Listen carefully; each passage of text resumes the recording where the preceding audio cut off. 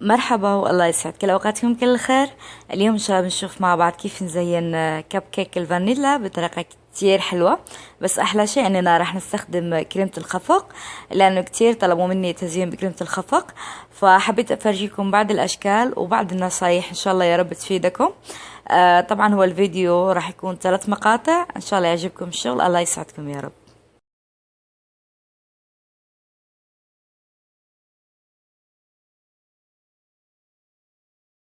هنا عندي كب كيك فانيلا، انا سبق وحطيت طريقته بفيديو من قبل. صراحة هذه الوصفة حق الكب كيك كتير حلوة وكتير سهلة، يعني بتنعمل بالزيت، لانه تعرفوا في وصفات بالزيت وفي بالزبدة.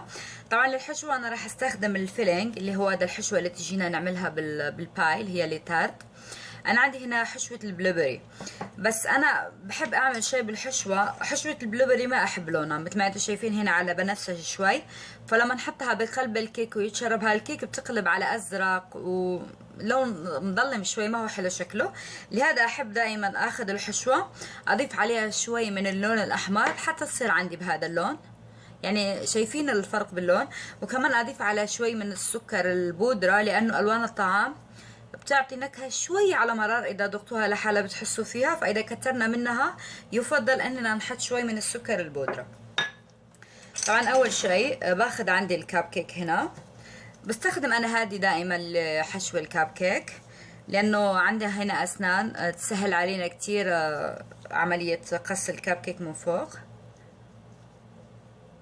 زي كذا. أوكي، بنشيل هذه الزوايد هنا. هلأ كل اللي نعمله، طبعا انا اليوم عندي الحشوة هذه فيها الحبات البلوبري صحيحة.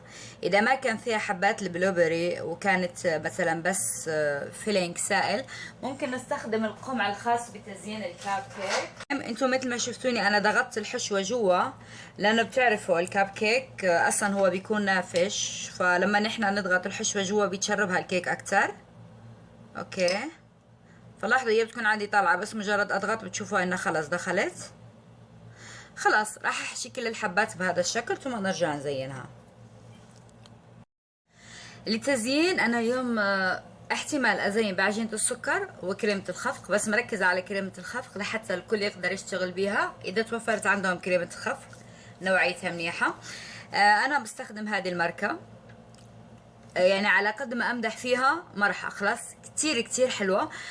فيها نسبة قليلة من السكر، بس حلاوتها جدا جدا معقولة. احلى شيء فيها انها معدلة من الزيت النباتي. طبعا الماركة ما هي ماركة عربية، هذه جاية من ايرلندا، بس طلعوا الكريمة لما تنخفق كيف بيطلع شكلها.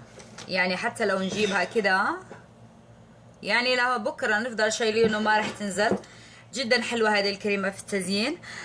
كريمة الخفق لما نكون راح نزين بها حلو اننا ناخذ نوعية منيحة شوي. للأسف النوعيات اللي جربتها هنا صراحة ما كتير حبيتها، على انها ماركات مشهورة، بس يعني ما تعطينا هذيك الثقل الحلو للكريمة. طبعا اللي ما توفرت عنده كريمة زي كده، ببساطة خلوني اجيب لحتى افرجيكم. بدل كريمة الخفق هذه السائلة، يعني احسن شيء اذا كانت اللي عندكم مثل ما قلت مو من النوع اللي بتسمك وتطلع معنا جدا حلوة بالتزيين، تستخدموا الدريم ويب اللي هو هذا كريمة البودرة. ولكن ايش راح نعمل عوض ما نحط فيها حليب؟ هم حاطين هون اتوقع 100 وشوي حليب يحطوه بالكيس الواحد، 115 ملي حليب بالكيس الواحد. لا، كيس الواحد راح نحط له 80 ملي من كريمة الطبخ. اوكي، كريمة الطبخ اركز عليها. انا عندي هذه لايت لانه راح استخدمها بالطبخ، ولكن لما اكون راح اعمل بها الكريم عادي اجيبها كاملة الدسم، ما عندي مشكلة. المهم لكل كيس من بودرة دريم ويب كريمة الخفق نحط عليها 80 ملي من كريمة الطبخ. لما نخفقها بتطلع معنا كريمة جدا سميكة وكتير حلوة بالتزيين.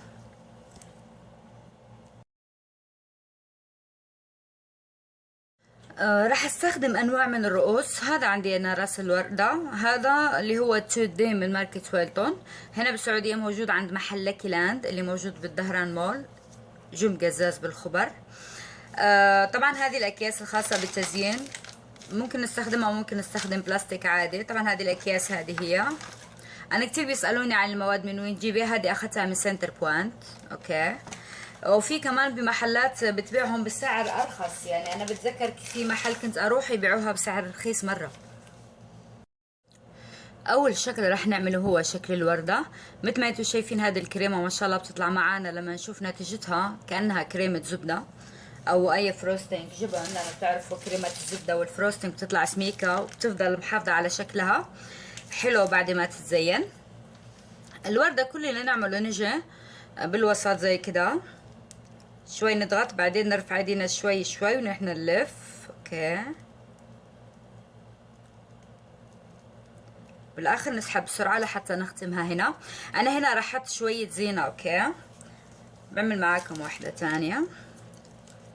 دايما اذا شفنا انه الراس هنا توسخ معانا زياده عادي ننظفه، واللي مو متعودين على الكميات الكبيره بالقمع الافضل يحطوا كميه صغيره لحتى يتحكمون بالضغط على الكريمه.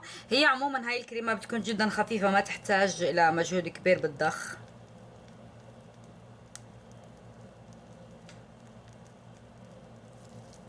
اوكي خلاص هذه هي.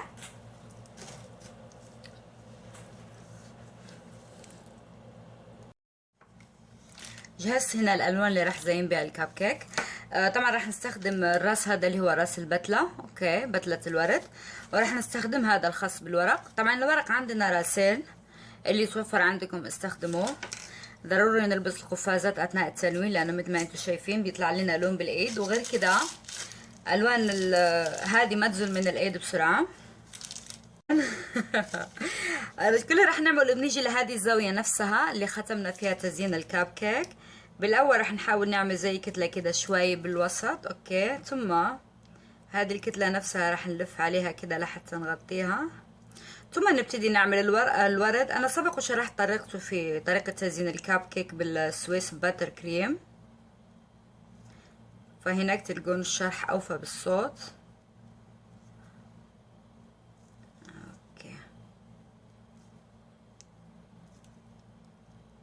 اوكي زي كده الوردة اللي نحن نبغاها. بعدين نجي باللون الاخضر نعمل لها شوية ورق. طبعا بالاول لازم نشتغل هذه الناحية ونكبر فيها الورق، ما عندنا مشكلة، لحتى نغطي هذا الاشي اللي هنا. اوكي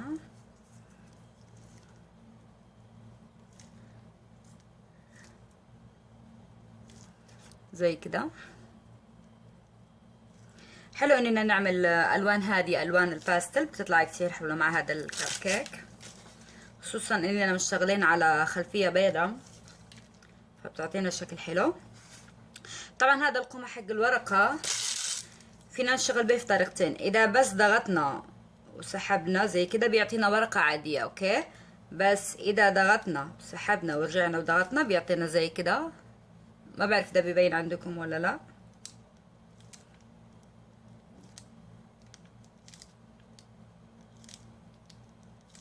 خلاص زي كده، ما احب اعمل اكتر. اوكي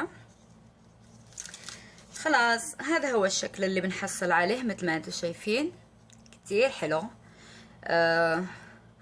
كتير حبيت الوانه. دايما سبحان الله الالوان اللي قريبه للطبيعه بتعطينا نتيجه حلوه.